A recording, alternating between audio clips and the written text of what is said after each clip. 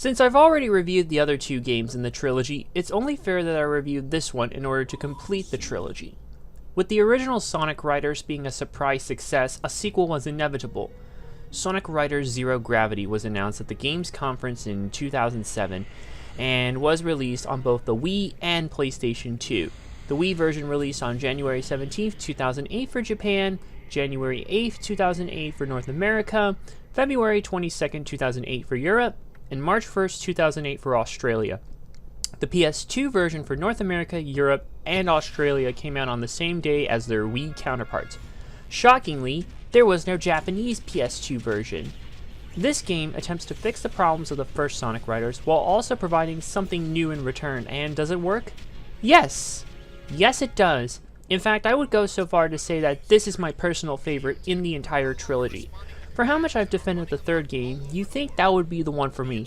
Well, while I would go to that for a hell of a workout, this one has the least bumps out of all of them. Let's dive in. The game's story once again plays out from both the heroes and the Babylon Rogues side. The basic gist is that there is an old artifact known as the Ark of the Cosmos, and it's found. The Ark of the Cosmos possesses a magnetic field that lets them take a mass energy, like gravity, and they can transform it into other energy forms for more.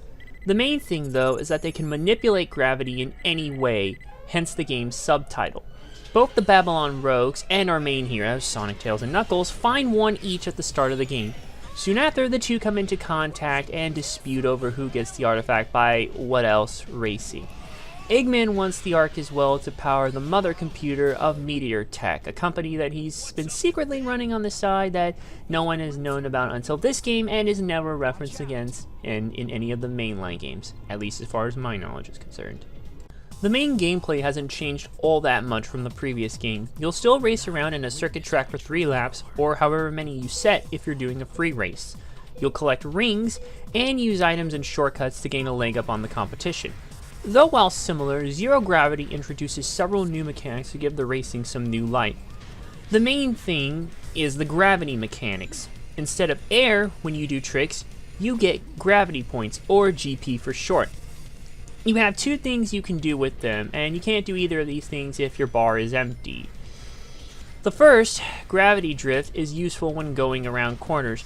You hit the button, and the game will go into a sort of bullet time effect while you can move freely to get around a tight corner, then release the button to slightly boost off.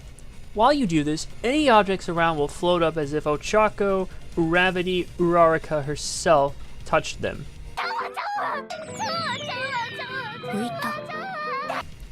The other thing is Gravity Die. If you max out your bar and you activate it, a black hole will form too, and you yourself will fly straight through until your bar runs out. During this time, you can bounce off displaced objects like vehicles and signs to keep your bar slightly filled up until you can't anymore. The gear also has a new mechanic known as gear chains. Once you gain a specific number of rings, you can activate one of your gear parts. These are chosen based on the gear you use, and they will give you some bonuses when activated, both look-wise and performance-wise. Though, this does feel like a cheap way to lock the abilities of Grind, Fly, and Punch behind them, compared to having them naturally. That's the one thing that always bugged me, because you can't use shortcuts right away. It's not too hard to get them, but it's a minor annoyance.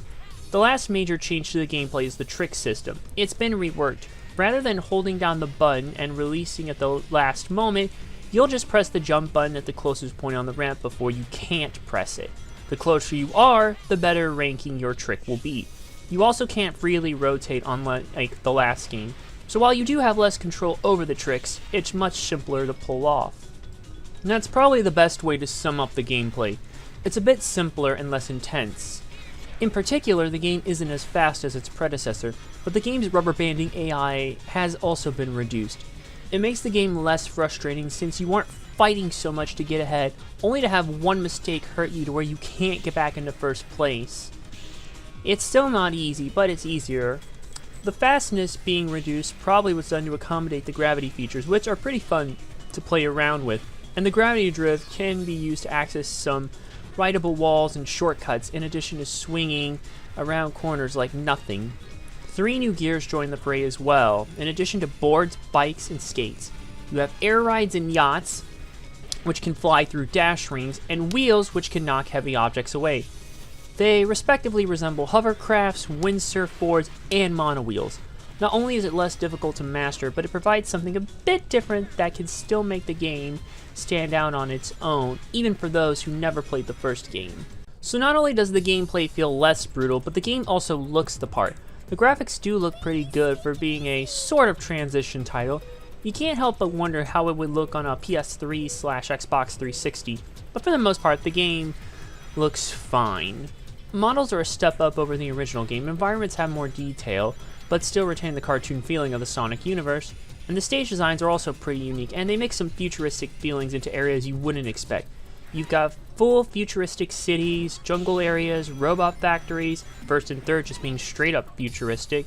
And what would a Sonic Riders game be without some good old Sega nostalgia stages? 80s Boulevard, and especially 90s Boulevard. Seriously, this stage made me love Sega more than I did when I first played this game.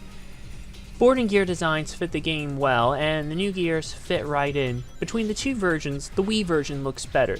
The PS2 version seems to suffer from more aliasing, worser looking textures, and the PS2 version does have more slowdown, but the water is more realistic here, and there is an expanded tutorial, but it also doesn't support widescreen. If you have both consoles, get the Wii version.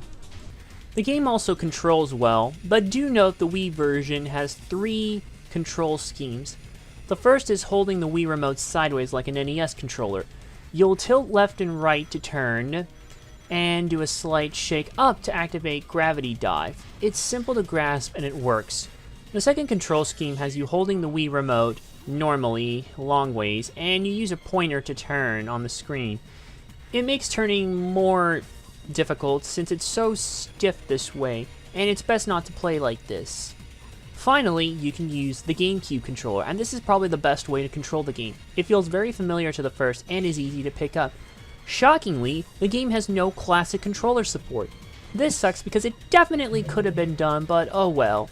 The PS2 version's controls shouldn't be that much more far off from the GameCube controller. By the way, if you plug in a GameCube controller in the Wii version, your Wii remote will be disabled except for the home button. The sound is on point here as well. The music is probably the best soundtrack in the entire Sonic Riders trilogy. The songs match the tracks well as they make you feel like you're there, and the songs themselves sounds pretty good. Futuristic vibes for the robot courses, combined with other instrument riffs like violins and other things like that. And in general, the elements in the music just all blend together very well to create songs that you'll probably want to listen to off-game. The game's main themes, Ungraffiti and Catch Me If You Can, are also well done, and even some of the best music in the Sonic franchise, period. The game's sound effects are also really good. Every time you activate the gravity drift, the game's sound almost has a Matrix-like feel to it. Then when you release it, the game has a whoosh-like sound effect that sounds impactful. It almost makes you feel like you're in control of it all. All other sound effects like grinding, jumping, landing, and all of that sounds pretty good. Even the menu sound effects are cool. Not a lie. Hint, hint, game dude.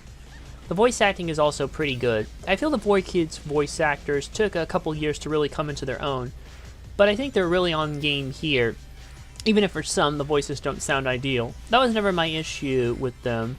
Regardless of how you feel about the voices, the delivery is fine for the most part and fits the game's tone. There's quite a bit of replayability in this game. Aside from buying gears in the shop with rings that you earn in-game, there's also a mission mode once you fully beat story mode that will take you quite a while to beat. Believe me, I know it did for me. It's worth it because it unlocks 3 bonus Sega characters in addition to the other standard array of unlockable characters. Knights, who returns from the previous game, and new here, Billy Hatcher from Billy Hatcher and the Giant Egg, and Amigo from Samba de Amigo, with pretty much all 3 Knights, Billy Hatcher, and Samba de Amigo all being, well, Sonic Team developed games. There's also local multiplayer racing, and Battle Mode returns. Survival is your atypical last man standing mode where you attack with missiles via gravity control. Survival Relay, where 2 teams relay race with Extreme Gears the Baton, and Survival Ball, Use gravity control to launch balls through hoops. There's definitely a decent mix of stuff here, and it will keep you coming back for more. Sonic Riders Zero Gravity takes what worked about the first game, improves upon it, gets rid of what doesn't work, adds new features that improve the gameplay, and just does what a good sequel should do. It looks good, sounds great, controls fine for the most part, has plenty of content and replayability, and is just an overall fun game to play.